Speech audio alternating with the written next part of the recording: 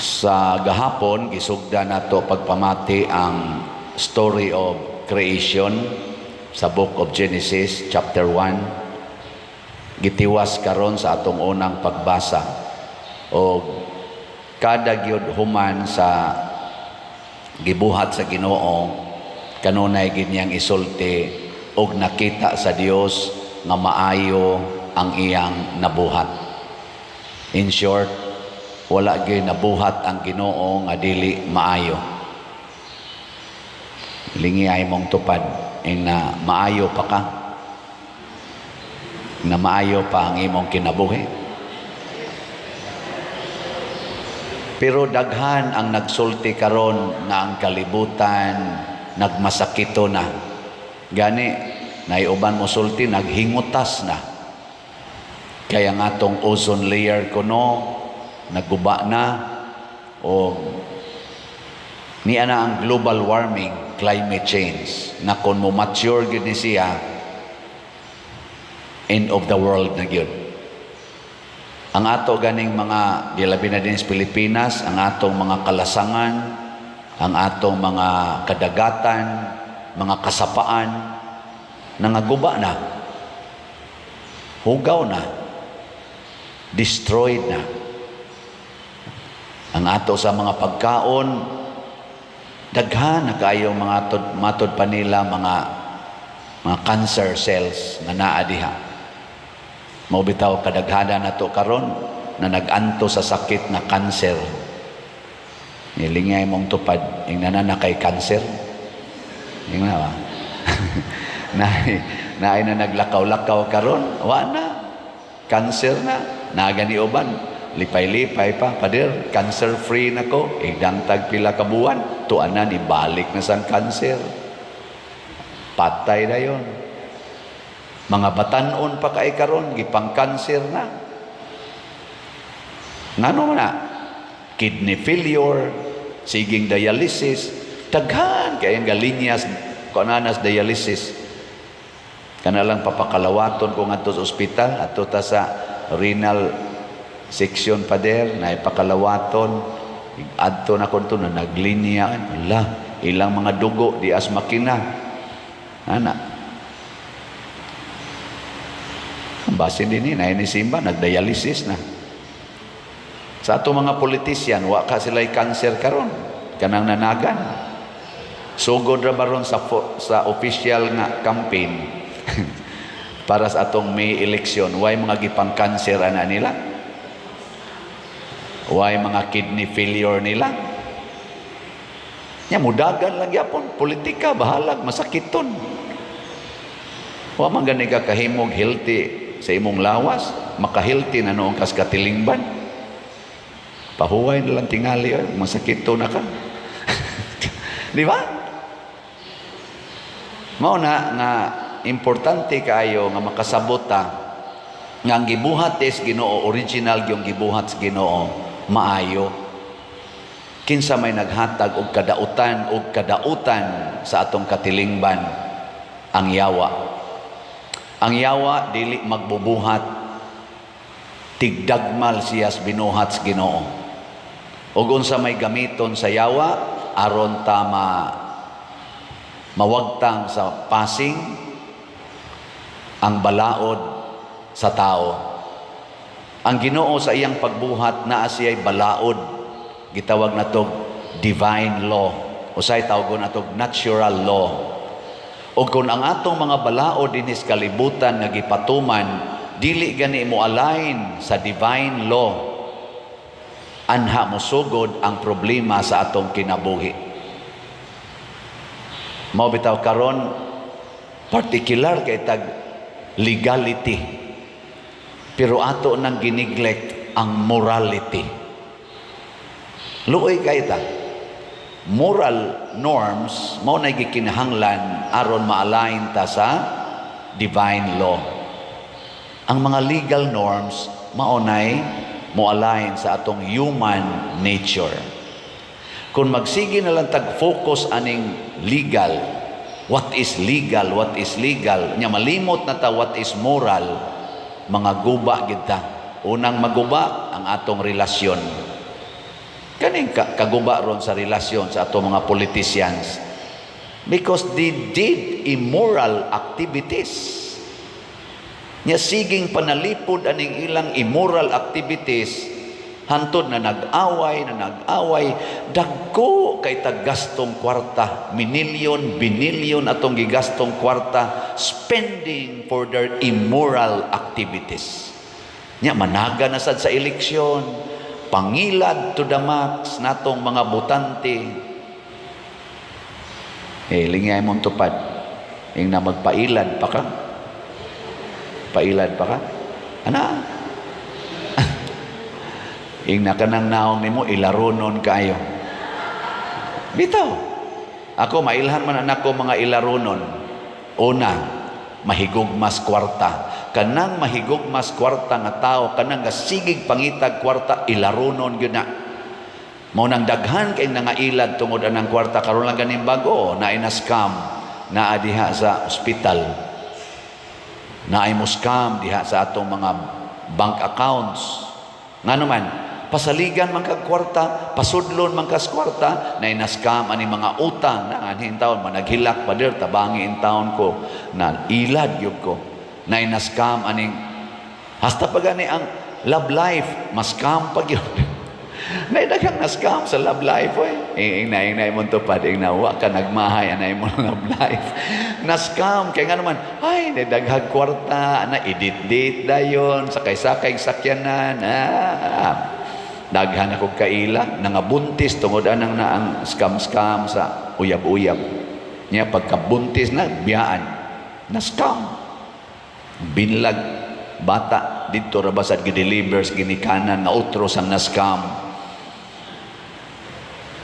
Tungod anang gitawag og kwarta. Mao ginaroy number 1. Karon gani sige hantag na kadungog ta na mga istorya diha anang social media about political situations. Common kay nako madungog nabudol ta. Tungod gyapos kwarta. Kwarta gyud. Kusog sa kaya nato kining impeachment nga paspas kayo, one day ra impeach na tungod gyapos kwarta. Di ba? Kwarta ang gipasanginlan. Dinhi sa tong simbahan na kwarta. O tanawa di bawa kita na bodol kay wa man sad mo mamalit og slot.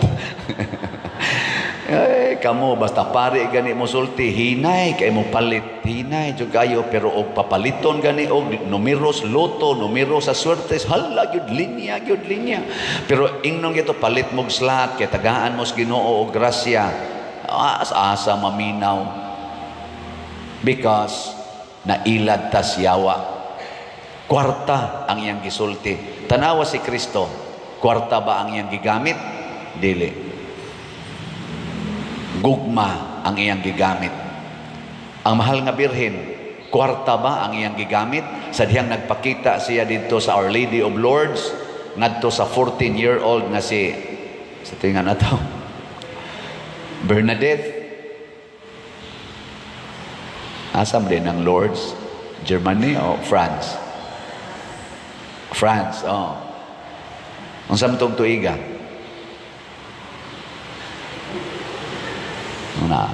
Di bawa kita maghunahon na pero ingna unsan tuiga to. Mga tuig ganing mga artista may kita mo kuan. Ang utro sa ko no. Murag 1858 nagpakita. Unsa may gigamit? Pag-ampo, rosaryo. Pagtuo ang gigamit sa mahal nga birhen. Buhia ang pagtuo.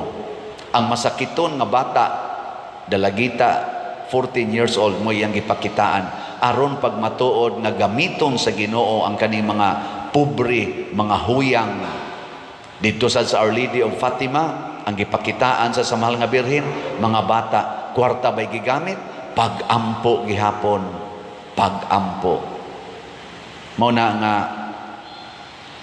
aron masulbad ning atong problema ron sa kalibutan labi na dinhi sa atong nasod labi na ning kagubot o kalisod mubalik ta sa paghigugma sa Ginoo dili sa kwarta. Ikaduha nga dali kay tang mailan kanang mahigugmata sa atong kaugalingon. Kana bang ang atong kaugalingon mo'y atong unahon? Self-centeredness. Ang ato rong mga politicians siging paningkamot nga kumpanya para sa ilang kaugalingon. Pangita mo politician nga nangumpanya para sa uban. Kana muna'y butari ug naa. Pero sige lang pangumpanya siyang kaugalingon, may pagka self-centered na. Mabudol ra gyapon ta ana. Kay iniglingkod ana ang iya gyapong kaugalingong kaayuhan mo'y hunahunaon before sa community. Kana sang politician nga magsigig panghatag og kwarta, pasalig og kwarta, kana mabudol gid ta ana. Budol ta. Kanang politician nga dili mo pasalig og kwarta kung dili tininuod nga pag-alagad, apil na ang pag-antos. Atong tanawon ilang track record. Kusog ba na sila mangwarta? Gitabangan ba nila ang mga way kwarta? O karon na lang na sila ng hatag tungod kay eleksyon na? Mga buangon guys tanan. Ay ko ninyo tutok-tutok eh. Kaya kita din wag kita magpa-elect. Pero 127 na kabalay nga pobre gyud kay na nagyaka siyuta ang atong napatukod karon, maayo na ang ilang kahimtang. Dili na nato maihap pila ka thousands of families ang atong nahatagag bugas, pila ka masakiton ang atong natambangan sa ilang mga tambal, pila ka lungon ang atong nahatag sa mga iglulubong nga di malubong kay way lungon or wa mahuman og bayad ang lungon, pugngan masas punerarya dili ipalubong basta di mabayran. Nakatabang ta ana, wa ta magpa-eleksyon. Nganong nakatabang man ta? Kay ni ay mga tao nga atong mga parishioners online o kamong territorial parishioners nga inig-ingon ako nga ato ning tabangan manghatag gidayon.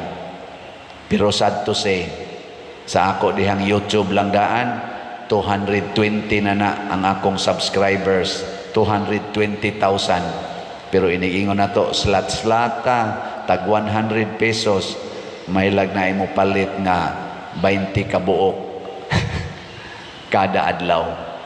Hain man da itong 220,000. Basin paog, moingon to sila, ada, sige, palit anak, ni ay atong daghang problema.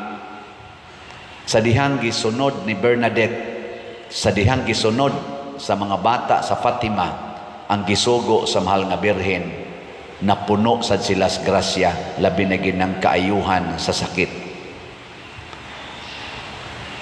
Sa dihang sundo nato ang sugo sa Ginoo, matod pa ni Kristo, sundan ninyo ang pulong sa Ginoo, dili ang pulong sa inyong katigulangan, ihatag sa nato ang kaluwasan. Tagaan tala mo one example. Kanang moingon bitaw si Kristo, love your enemies. Doon na ba tayo balaod sa kalibutan nga nagtudlo ana?